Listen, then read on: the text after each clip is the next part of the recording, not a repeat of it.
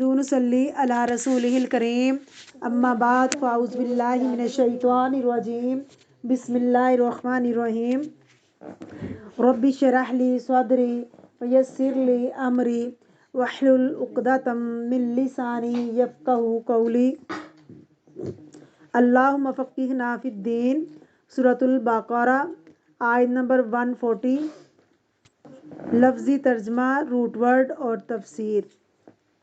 ام یا تقولون، تم کہتے ہو، انا بے شک ابراہیم و اسماعیل اور اسماعیل و اسحاق اور اسحاق و یعقوب اور یعقوب والاسباط اور اولاد یعقوب کانو وہ سب تھے ہودن یہودی او یا نصارا عیسائی قل کہہ دیجئے انتم کیا تم عالم زیادہ جانتے ہو ام اللہ یا اللہ ومن اور کون اظلم بڑا ظالم ہے ممن اس سے جو کتما چھپائے شہادتاً گواہی عندہ جو اس کے پاس ہے من اللہ اللہ کی طرف سے وما اللہ اور نہیں اللہ تعالیٰ بغافل غافل اما اس سے جو تعملون تم عمل کرتے ہو۔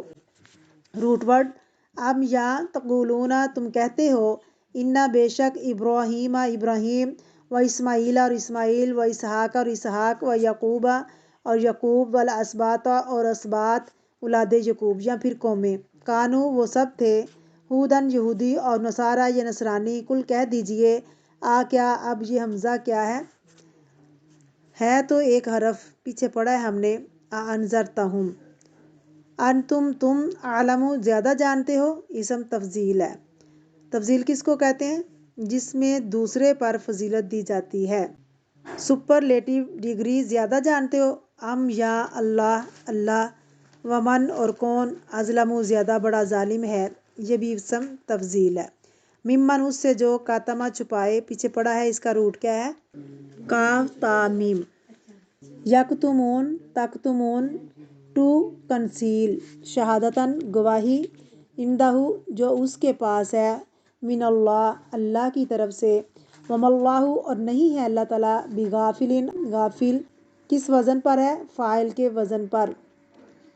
با کا کیا ترجمہ ہے؟ زائد ہے۔ اما اس سے جو تعملون تم عمل کرتے ہو۔ بسم اللہ الرحمن الرحیم۔ تفسیر ام تقولون کیا تم کہتے ہو انا ابراہیم و اسماعیل و اسحاق و یعقوب والاسباط کانوا ہودن او نصارا کہ بے شک ابراہیم اور اسماعیل اور اسحاق اور یعقوب اور اسباط کیا ہے؟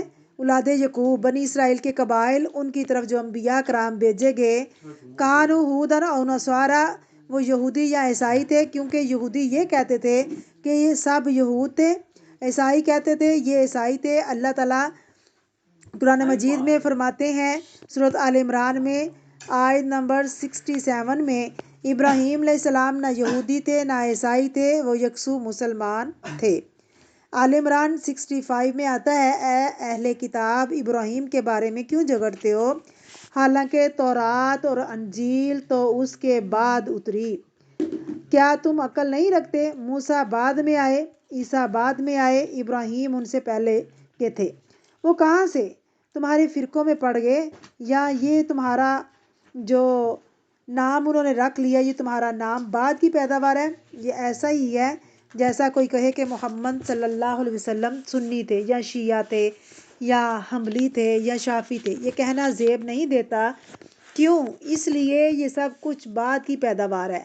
اللہ کے رسول محمد صلی اللہ علیہ وسلم مسلم تھے، اس نے تمہارا نام مسلمان کہا ہے، تو یہودی اور عیسائی اسی طرح فرقہ وارانہ نام ہے۔ جس طرح ہمارے ہاں بھی مسلمان تو ہیں لیکن مسلمانوں کے اندر فرقے بنے ہوئے ہیں، اور ہر ایک کیا سمجھتا ہے جس فرقے میں وہ ہے وہ سب سے صحیح ہے، اور باقی سب کو بھی اس میں کھینچنے کی کوشش کرتے ہیں۔ یہاں پر یہ کہا جاتا ہے قل اانتم اعلم ام اللہ، کیا تم زیادہ جانتے ہو یا اللہ زیادہ جانتا ہے؟ یہاں بھی ان کو کویشچن کیا جا رہا ہے، تم کیا یہ کہتے ہو وہ یہودی تھے عیسائی تھے؟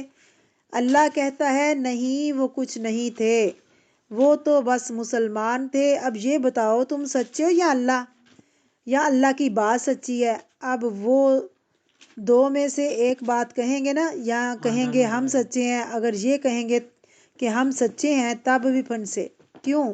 اس کا مطلب ہے کہ اللہ سچا نہیں، نعوذ باللہ۔ تو کوئی کیا یہ ماننے کو تیار ہوگا کہ نعوذ باللہ اللہ کی طرف سے سچائی نہ ہوگی یا اللہ سچ نہیں بولتے؟ وہ یہی کہیں گے نا کہ اللہ تعالیٰ سچے ہیں، اور اگر وہ یہ کہتے ہیں کہ اللہ زیادہ جانتے ہیں، وہ سچے ہیں، پھر کیا ہوگا؟ پھر مانتے کیوں نہیں؟ کتنی زبردست دلیل ہے۔ قل اانتم اعلم ام اللہ، ان سے کہیں کیا تمہیں زیادہ علم ہے یا اللہ کو زیادہ علم ہے؟ تو یہ بات ہم کہیں بھی استعمال کر سکتے ہیں۔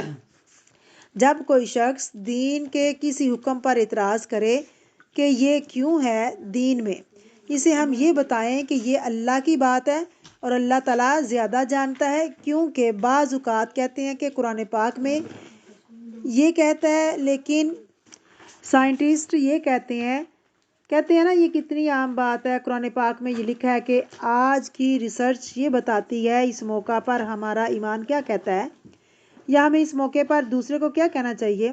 انتم اعلم ام اللہ، کیا تم زیادہ جانتے ہو یا اللہ زیادہ جانتا ہے؟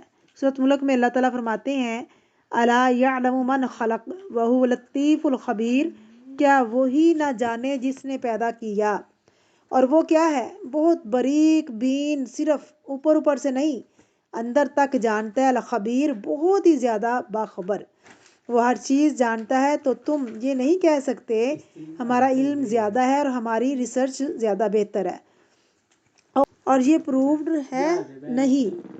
بحیثیت مسلمان کے ہمارا ایمان یہ ہے کہ جو اللہ نے کہا سچ کہا، سب سے سچی بات اللہ ہی کی ہے، اور دوسروں کو بھی یہی بتانا چاہیے کہ انسان کا علم زیادہ ہے یا اللہ کا علم زیادہ ہے، خالق کا زیادہ ہے یا مخلوق کا؟ اس کا علم زیادہ ہے جس نے آسمان بنائے، یا اس کا علم جو آسمان کو دیکھ کر وہم و گمان سے نتیجے نکال لے، خود ساختہ اصول بنا کر پھر یہ کہہ رہا ہے کہ ہاں یہ پروفڈ ہے۔ اصل بات یہ ہے، ایمان بھی اور عقل بھی یہ کہتی ہے کہ جو کچھ اللہ نے کہا وہ زیادہ درست ہے۔ ومن اظلم، اور اس سے بڑا ظالم کون ہے؟ ممن کتم شہادتا عندہ من اللہ، جو اللہ کی طرف سے آئی ہوئی گواہی کو چھپا دے۔ کیا گواہی تھی؟ کس گواہی کی طرف اشارہ ہے؟ نمبر 1، اہل کتاب کے پاس ان کی کتابوں میں، تورات اور انجیل دونوں میں، محمد الرسول اللہ صلی اللہ علیہ وسلم کی آمد کے بارے میں لکھا ہوا تھا کہ آپ صلی اللہ علیہ وسلم آخری رسول ہیں، اور جو بھی نشانیاں وہاں تھیں وہ آپ پر پوری اتری تھیں، تو وہ اس بات کو چھپا رہے تھے، بتاتے نہ تھے، حالانکہ آپ کے اوصاف ان کی کتابوں میں لکھے ہوئے تھے۔ نمبر 2، پھر اسی طرح اللہ کے ایک ہونے کی گواہی سورۃ آل عمران میں آتا ہے، آیت نمبر 18 میں آتا ہے، گواہی دی اللہ نے، وہی الہ ہے، اور ملائکہ نے بھی اور اہل علم نے بھی۔ تو یہ خود کو اہل کتاب کہتے ہیں، اہل علم کہتے ہیں، تو اہل علم ہونے کا تقاضا کیا تھا کہ یہ اللہ کو 3 نہیں 1 بتاتے، اور اسی طرح محمد صلی اللہ علیہ وسلم کے بارے میں جو باتیں کی ان کی کتابوں میں لکھی ہوئی ہیں اور وہ سچ ثابت ہو رہی ہیں، ان کے مطابق یہ ان کو مان جاتے، اور یہ دنیا کو بتاتے کہ ہاں محمد الرسول اللہ صلی اللہ علیہ وسلم سچے نبی ہیں۔ یعنی شہادت سے مراد یہاں کون سی شہادت ہے؟ اشہد ان لا الہ الا اللہ و اشہد ان محمدن عبدہ و رسولہ۔ کون بڑا ظالم ہے جو اس گواہی کو چھپائے؟ اس لیے یہ لازم ہے کہ جب کوئی شخص مسلمان ہو اسے کیا کرنا چاہیے؟ کلمہ پڑھنا چاہیے، چھپ کر نہیں، ڈکلیئر کرنا چاہیے، یہ گواہی اس کے پاس، اسے چھپانا نہیں چاہیے، علن بتانا چاہیے کہ میں مسلمان ہوں۔ اسی لیے لازم ہے کہ اسلام ڈکلیئر کرنا چاہیے، اور اس کے اور بھی فائدے ہیں کہ پھر مسلمانوں کے قبرستان میں دفن ہو، اور اسلام کے مطابق باقی تمام چیزیں اس کے عمل میں ظاہر ہوں، اور اس کے وراثت وغیرہ کی تقسیم بھی اس کے مطابق ہو، اور باقی بھی وہ تمام فائدے جو ایک مسلمان کو حاصل ہوتے ہیں اس کو بھی ہوں۔ دوسرا یہ کہ ٹروتھ جو ہمارے پاس ہے صرف اپنے تک نہ رکھیں، اسے کیا کرنا چاہیے؟ چھپانا چاہیے نہیں، ظاہر کرنا چاہیے، لوگوں کو بتانا چاہیے۔ شہادت چھپائی نہ جائے بلکہ ظاہر کی جائے۔ دین کا پیغام عام کیا جائے۔ وَمَا اللَّهُ بِغَافِلٍ عَمَّا تَعْمَلُونَ، اور اللہ غافل نہیں ہے اس سے جو تم عمل کر رہے ہو، تمہارے سب کام اس کو پتہ ہے، اسے سب معلوم ہے۔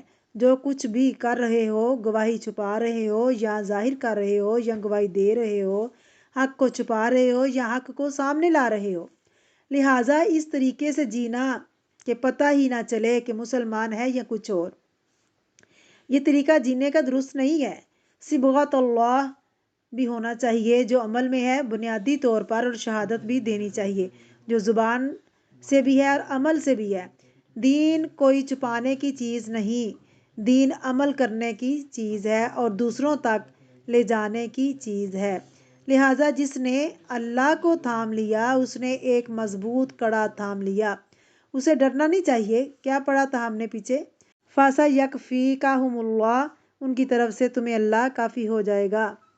وَآخِرُ دَعْوَانَا أَنِ الْحَمْدُ لِلَّهِ رَبِّ الْعَالَمِينَ۔ السلام علیکم ورحمۃ اللہ وبرکاتہ۔